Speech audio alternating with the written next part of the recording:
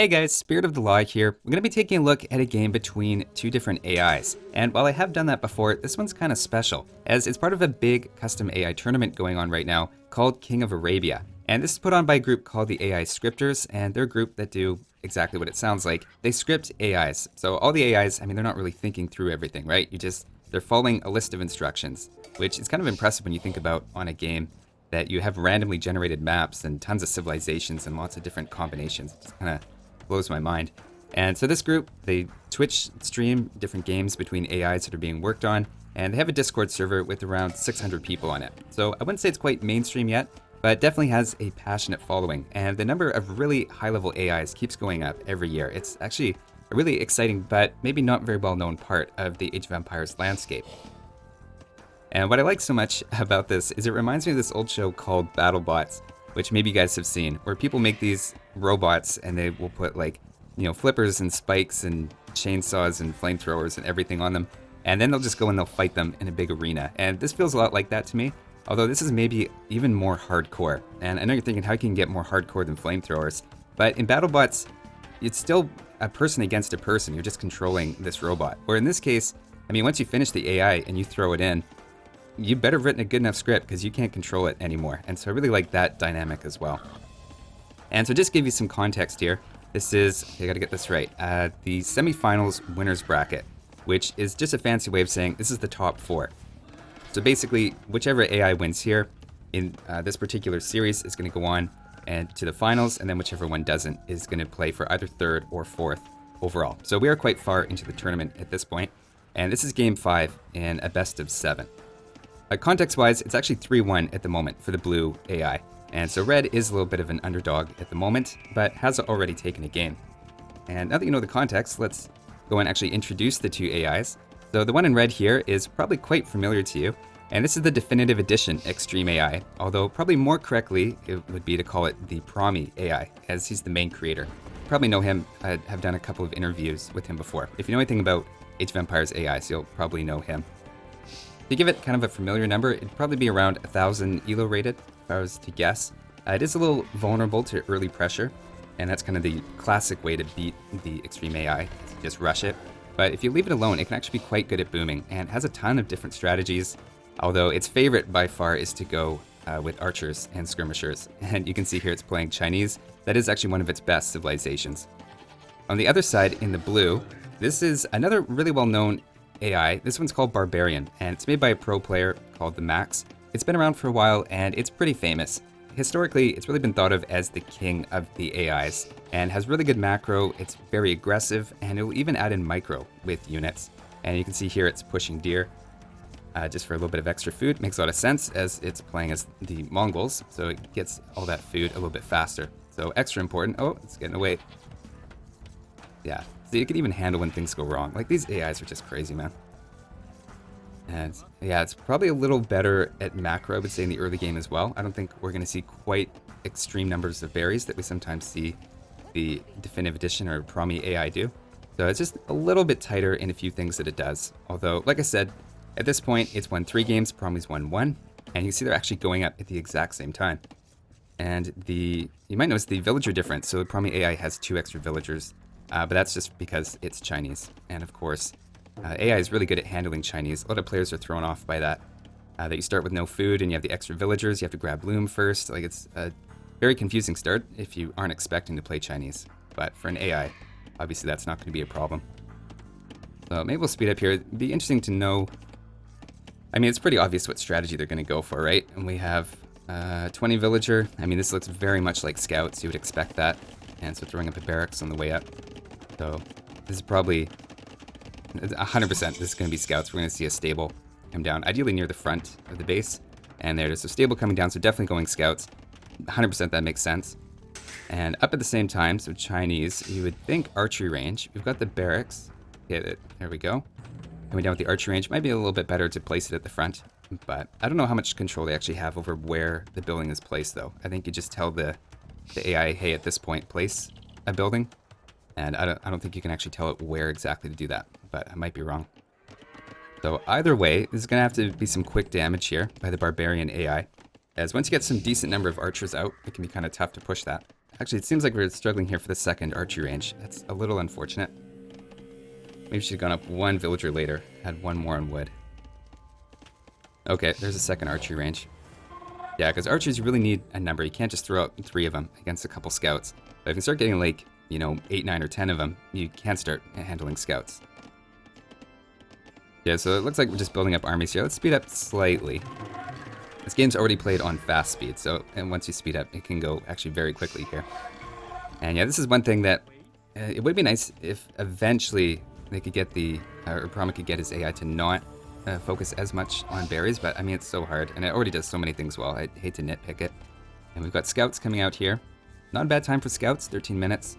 You're coming in with 4 scouts, and did a nice job actually pre-scouting here and knowing where the villagers are. Probably going to get at least 2. Definitely these 2, and our wood lines are looking kind of exposed as well. So basically just eliminated the Chinese starting bonus. And we got a decent number of archers here. I don't think, no blacksmith upgrades yet. But being smart, hang around the town center. Notice that it's not chasing those out, already making a spear. Oh, that was kind of an unfortunate place for the lumber camp.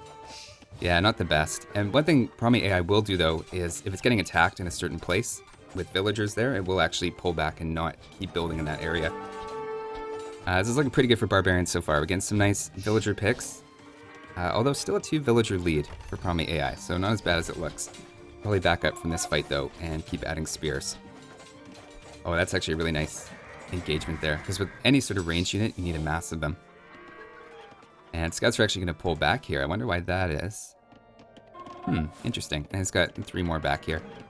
I guess at this point, you don't really have to play that aggressive. Like, you've got the military lead, but... Oh, I love this, that you have, like, 1 spear unit just hanging out at this resource. And the probably AI will start doing that. It'll start putting, like, 1 spear over here, 1 spear over here. Oh, interesting. It didn't take the deer. That could actually make a pretty big difference, because I know that Barbarian AI did take its deer. Look at this little dance that it's got over here with the little patrol groups. This thing's, yeah. If you don't play Barbarian AI or these really high-level AIs, you won't be used to sort of unit control, like that fine of unit control. And yeah, it did take all of its deer. And as Mongols, that's a pretty big advantage. Okay, so I like the spear, though, and that it's actually appropriately responding. Still being a little bit stubborn going for archers, but I'm not sure really what else you would do in this situation. Because 17 minutes, I think you would start looking to go up to castle. I mean, sort of survive that initial raid. Oh, I like this too from Barbarian, sort of make... Saw all those archers, so it's like, alright, and I'm gonna go skirmishers. That's smart. And grabbing wheelbarrow, actually a great time for wheelbarrow with 17, 18 farmers. Yeah, that's actually when I like to grab it as well. So, man, these AIs are getting good. They're making such reasonable decisions all the time. Oh, what I like about the skirmishers, yeah, is they're gonna counter the spearmen really well. Although not if you get them stuck in a corner. Interesting. Are we going to bring in these scouts here? It's not really coordinating the armies here quite as well as you'd hope. Yeah, I'm surprised that it let itself get trapped in the corner like that with the minimum range. And now bringing in the scouts, but we've got all the spears. Yeah, this is actually a good little exchange. This is a bit of momentum swing here, I think, for Prami AI. And now bring in all the scouts. Actually, if you have that many scouts, you can probably start taking out the spears, but definitely not cost effectively here. And so they're going to back up. Getting lots of upgrades. Now even the gold mining upgrade. Interesting. Yeah, I would think that we should start looking to go up, but I guess Prami AI doesn't have the resources for that. So that kind of makes sense. Even now bringing the fight onto the Barbarian side of the map. This is a little bit of back and forth here. And Barbarian being very defensive, bring it all back to the town just to kind of regroup. And come on, Spears, what are you running away from the scout? There you go. And yeah, like I said, see the Prami AI, it's not going to use this woodline anymore. It's been attacked too many times. It's like that is a dangerous area. So it's looking around and now all of its lumberjacks are here, which can have pros and cons. But at least in this case, this so far has seemed safe. The only thing I would like to see is if AIs could wall, I feel like that would make a big difference. Oh, these archers are going to get caught out. Yeah, I got to be careful. I got to keep the archer numbers up and sending in spears. But I think this is the winning combination here of skirmishers and scouts for blue.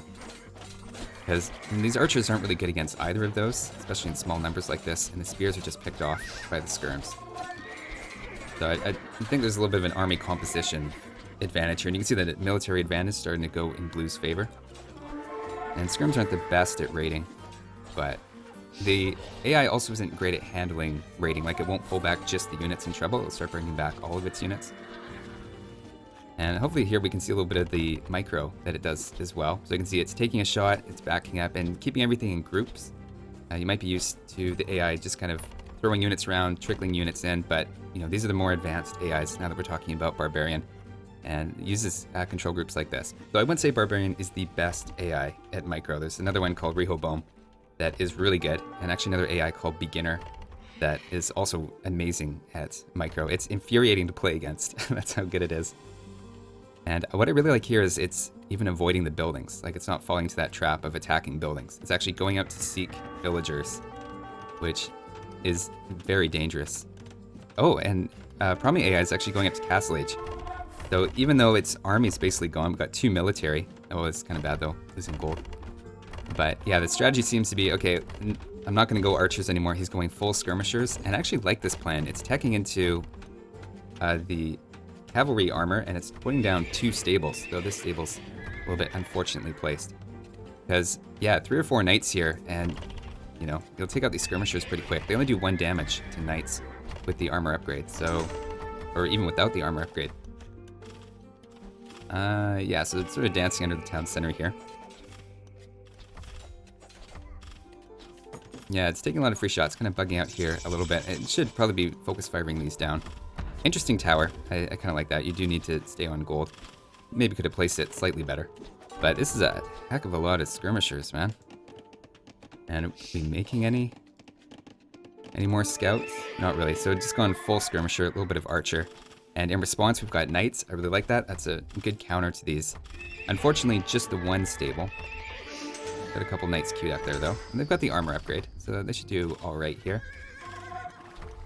They've got it coming in. It's a little tough to fight with these buildings, though. I think this actually favors the skirmishers slightly. Yeah, you can see there's just so many skirmishers, and yeah, you can't attack with knights 1 at a time. You kind of need 3 or 4. But still, a good defense. I mean, it's been under pressure this whole game. And just move villagers when it has to. And it's making the counter units, but I think it's getting maybe a little dicey. We now have the Barbarian AI moving up to Castle Age. And you can see there's a little bit of a score lead, but still competitive. I don't know, though. What's the catalyst here to turn around? I think what you need is a siege workshop. And even the lumberjack's starting to run out of trees, so it's going to go find a new lumber camp. Way out here, kind of a dangerous location, but, you know, maybe. Okay, this is what I like. You got a couple knights, maybe just a couple more. But yeah, pulling those back. Good choice. So many little choices the AI has to make in-game. Tough. And preemptively moving all these villagers back, so just, you know, a little bit of raiding, you can disrupt the whole piece of the economy. And actually enough skirmishers, and I assume they have fletching. Yeah. We're getting to the point. You can actually start picking off villagers. You can take a couple shots at knights. And just about at Castle Age as well. And even throwing some archers in the mix now, which might seem a little odd since it's seeing knights and stuff, but I think the idea is to go for crossbows, which are going to be pretty dangerous here in a second, because crossbows will actually be able to take out the knights in a reasonable number of shots. And a huge part of the economy is not being used right now. And I love that it's not getting stuck on the farms. Like, Barbarian AI is very smart. Well, that's interesting. There's nobody out here on this gold, even though it made the mining camp. And what have we got on the other side? Let's see, villager count, now in Barbarian favor. Not that far, though. It hasn't been able to pick off that many villagers. And, of course, it's able to, you know, control all of this while also going around and picking off villagers. This looks so much like a real player to me. Kind of moving around like that, just kind of waiting. Villagers come out, target the villagers 1 at a time, and all these upgrades now in Bodkin Arrow coming in. And I like the elite skirmisher playing the back. I think, okay, we do have this. We really need a mangonel, I think would be the only hope left here for Promi AI. And even then, it's under so much pressure at this point. Going for another town center. Okay. Is that the... Okay, that's the 3rd town center.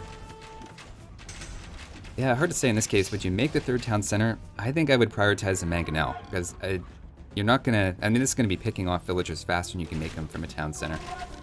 But, I don't know, it's a very difficult position to play at this point. And so much of your economy is locked down. All this wood, it's still trying to place new farms out here. And good luck with that. I think they're going to find her pretty quick here. Maybe not. Nope. Okay, they found her. She's going to keep trying to build it. And even the tower doing a bit of work. This would be a little different if that tower, I think, was more forward. And even finding the deer originally, I think, may have helped out Promi here. And, oh, man, yeah. Rough town center location. I guess for the wood. Yeah, not too much you can do with that. And the town center almost permanently on lockdown now at this point. Going for an archery range. Yeah, I really think the mangonel is the play. We've got a mangonel coming. Oh.